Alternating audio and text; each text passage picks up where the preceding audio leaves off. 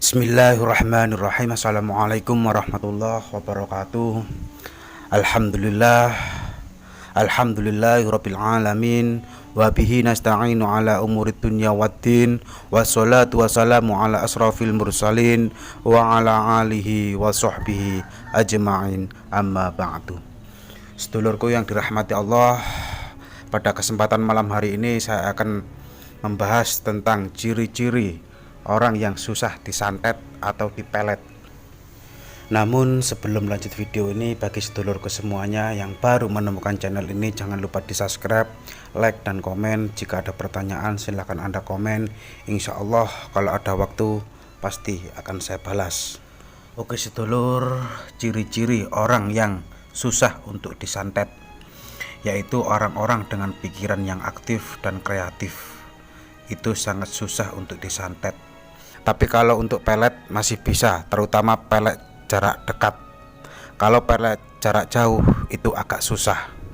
Jadi kalau mengamalkan ilmu pelet jarak jauh itu harus berulang-ulang, tidak cukup 1 atau 2 kali.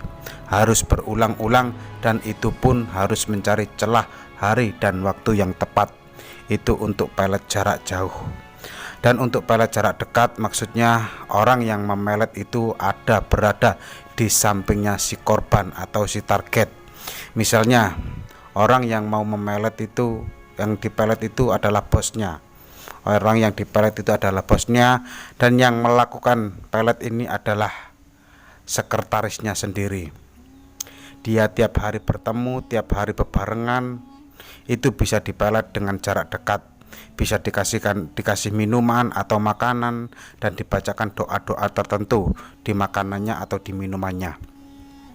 Orang yang tidak beragama pun selama pikirannya masih aktif, kreatif, maka dia bisa melindungi dirinya dari hal-hal yang berbau santet, pelet, teluh, dan sejenisnya.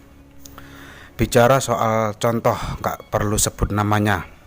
Tapi kita sering kali lihat di sosmed orang-orang yang mengaku tidak punya agama, orang-orang pembisnis yang fokus pada pekerjaannya dan dia nggak percaya dengan Tuhan. Walaupun mereka mengaku tidak punya agama, mereka tidak percaya dengan adanya Tuhan, tapi mereka tetap aman-aman aja, dan mereka masuk ke dalam golongan orang-orang yang susah disantet. Kuncinya ada pada pikiran yang aktif dan kreatif. Namun sebaliknya, orang-orang yang pikirannya lemah, tidak aktif, tidak kreatif, sering bengong, itu sangat-sangat mudah menjadi sasaran santet atau pelet. Karena pikirannya tidak bisa menjadi benteng untuk dirinya sendiri. Pikiran yang terlalu lemah, pada saat pikiran orang yang sedang lemah, maka perisai dirinya juga ikut melemah.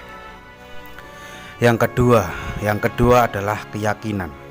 Pada saat orang punya keyakinan yang kuat pada dirinya sendiri, terhadap kemampuannya sendiri, maka dia adalah masuk golongan orang-orang yang susah untuk disantet. Contoh kasusnya seperti ini. Mungkin orang ini tidak punya agama, tapi dia percaya adanya karma. Dia percaya pada dirinya sendiri bahwa dia terlindungi, bahwa dia berbuat baik ke orang lain, maka hal baiklah yang datang menghampirinya. Keyakinan seperti ini tentu mencegah seorang untuk melakukan kejahatan terhadap orang lain, sehingga tidak ada orang lain di luar sana yang merasa tersakiti hatinya, yang merasa tersinggung, dan kemudian ingin mengirimkan santet atau teluh dan sejenisnya.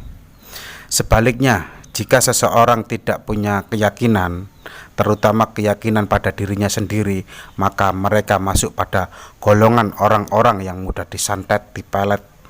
Pada saat orang tidak punya keyakinan terhadap dirinya sendiri, dia itu mudah minder, dia juga mudah dipengaruhi, sering gelisah, takut, dan pada akhirnya mudah disantet. Keyakinan ini adalah benteng kedua yang harus disadari oleh setiap orang, supaya dia selamat dari kiriman-kiriman santet atau pelet. Kalau pikiran kita aktif dan kreatif, itu sudah bisa menjadi benteng pertahanan. Apalagi ditambah kita punya keyakinan kuat pada diri kita sendiri, itu lebih jos lagi. Dan yang ketiga, punya doa. Itu akan menjadi pamungkas yang luar biasa. Aku itu sering sekali dapat pertanyaan-pertanyaan seperti ini.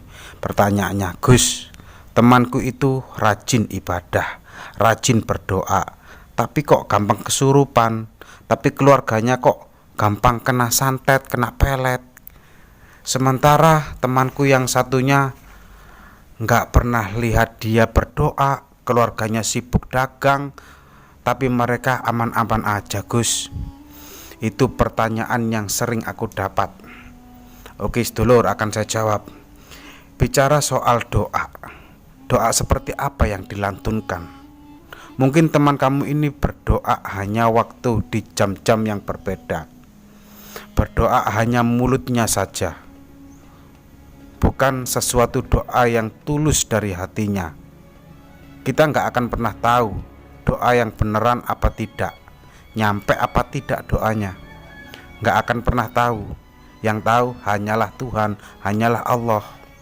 Tapi kalau doanya memang dari dalam hati, doanya memang tulus, bukan karena sudah waktunya berdoa, bukan karena dia disuruh orang tuanya berdoa, maka yang harus doa yang diucapkan, yang dilantunkan itu merupakan perisai diri yang ampuh untuk melindungi dirinya dari segala macam santet. Sementara teman kamu yang satunya lagi, mungkin kamu tidak pernah lihat dia berdoa, tapi kamu lihat bagaimana dia berpikir, dia mempunyai pikiran yang aktif dan kreatif. Jadi orang yang tidak bisa disantet itu adalah orang-orang yang ceria, orang-orang yang bahagia, pikirannya aktif dan kreatif. Tapi orang yang mudah bengong, gak ceria, suka marah-marah, emosinya meledak-meledak, orang seperti inilah yang mudah kena santet, teluh, sihir, pelet, dan sejenisnya. Itulah ciri-ciri orang yang mudah dipelet, orang yang mudah disantet. Oke sedulur, cukup sekian video singkat kali ini, semoga bermanfaat. Ihdinas siratal mustaqim. Assalamualaikum warahmatullahi wabarakatuh.